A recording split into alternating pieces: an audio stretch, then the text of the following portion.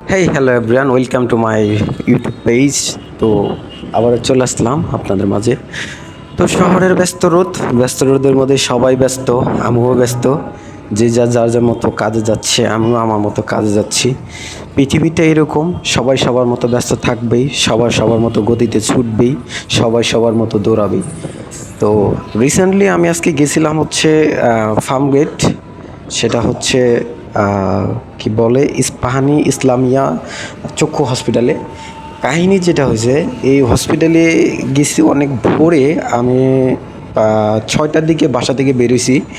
প্রায় ওইখানে যাইতে যেতে আমার প্রায় 1 ঘন্টার মতো প্লাস লাগছে, বা 1 ঘন্টা 20 মিনিটের মতো লাগছে। তো তারপরে ওইখানে গেলাম। তো যাওয়ার পর ওইখানে মাস্ট বি ওইখানে 7টা বাজে।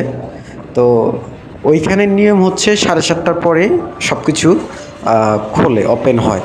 তো যেটা কাহিনী হইলো, আমি যে দেখলাম, আমি যেহেতু নতুন রুগী নিয়ে গেছিলাম, তো নতুন রুগী হচ্ছে সিরিয়ালটা যারা প্রাইভেটে দেখাবেন, সিরিয়ালটা অনেক আগে দিতে হয়। কিন্তু আমি আগে দিতে পারি নাই, যে জন্য আজকে ডাক্তারদের দেখাইতে পারি নাই, দুঃখজনক কথা। তারপরে আমি ব্যাগ নিয়ে চলে আসতেছি।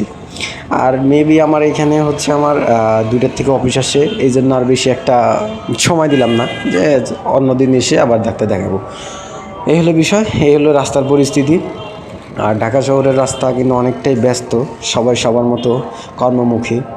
এই যে এখানে সাইডে যে দেখা যাচ্ছে গাড়ির লাইন, প্রাইভেট কারের লাইন, এটা সম্ভবত তেলের লাইনের সিগন্যাল।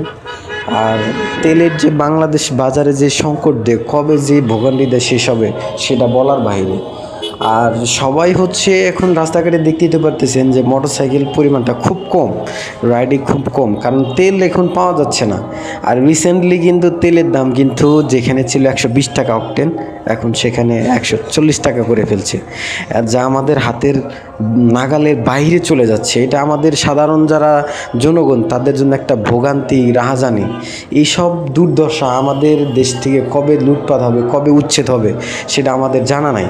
এটা সাধারণ আমাদের যারা বাইকার যারা আছে, আমরা রেগুলার যারা রাইড করি না, আমরা যারা মাঝে মধ্যে রাইড করি, এইসব তাদের জন্য প্রযোজ্য না। আর যারা পাঠাও চালায় তাদের জন্য তো একদম মহামারী বিপদ। কারণ একটা তেলের লাইনে যদি লাইন ধরে যদি 6-7 ঘন্টা বা সকাল পর্যন্ত, যদি রাত থেকে লাইন ধরে যদি সকাল পর্যন্ত যদি অপেক্ষা করে যদি 500 টাকার 200 টাকার যদি তেল নেওয়া লাগে, তাইলে যারা পাঠাও চালায় তাদের কি রাস্তায় পাঠাও চালাইতে পারবে? আর ভাড়ার পরিমাণ কি একটা অবস্থা বলেন, দেশের যে পরিস্থিতি, এই পরিস্থিতি কখন শেষ হবে সেটা বলার বোঝার মতো বাইরে ভাই। দেশের অনশন আল্লাহ মাফ করুক, আল্লাহ শান্তি দিক, আল্লাহ হচ্ছে সবাইকে এইসব বসার তাগিদ দান করুক, যেন বাংলাদেশ থেকে এই নিরসনের, এই তেলের সংকটটা যেন খুব দ্রুতই যেন শেষ করে দেয়।